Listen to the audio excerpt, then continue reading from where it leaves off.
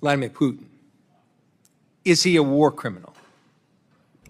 Well, I think you can look at instances that have happened there and certainly characterize them as war crimes, but our intent is to end the war. Is he a war criminal? We can't end the war without talking to Mr. Putin. That's pretty simple. Is he a war criminal? Well, that's this man we're negotiating with, Vladimir Putin. Is he a war criminal? That's not tough. But what?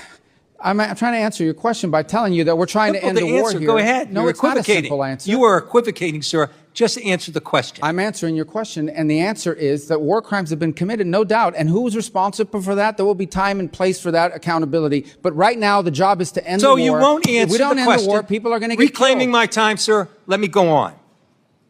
Because I don't understand this. Because you're sitting in front of us now as Secretary of State. It wasn't long ago that you were sitting as a senator with Secretary of State nominee Rex Tillerson at the time, in the exact same circumstances, only reversed. Let me ask you this question. Is Vladimir Putin a war criminal? I would not use that term.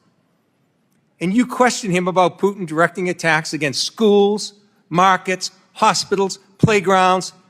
And on top of this, in this instance, he's abducted 20,000 children, a clear war crime. Mr. Putin has directed his military to conduct a devastating campaign. He's targeted schools, markets, not just assisted the Syrians in doing it. His military has targeted schools and markets and other civilian infrastructure. It's resulted in the death of thousands of civilians.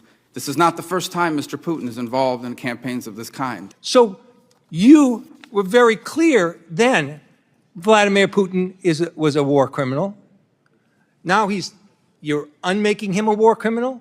And you won't answer the question about the exact same circumstances. You're putting words in my mouth. So, based on all this information and what's publicly in the record about what's happened in Aleppo and the Russian military, you are still not prepared to say that Vladimir Putin and his military have violated the rules of war and have conducted war crimes. Putting words in my mouth. And you know what you said to Secretary Tillerson at the end of his answer when he equivocated just as you are right now? It should not be hard to say that Vladimir Putin's military has conducted war crimes in Aleppo, because it is never acceptable, you would agree, for a military to specifically target civilians, which is what's happened there through the Russian military. I'll give you a second chance. Is Vladimir Putin a war criminal? I already told you, war crimes have been committed. No, you didn't tell me if he's a war criminal. Mr. Chairman, am I allowed to answer questions? I'm reclaiming my time, sir, and listen, Well, I'm using your own words so you don't have to answer. Did you know what you said to then nominee Secretary of State Tillerson? And, I find it discouraging, your inability to cite that, which I think is globally accepted. Your words, we don't need any more. You're inconsistent.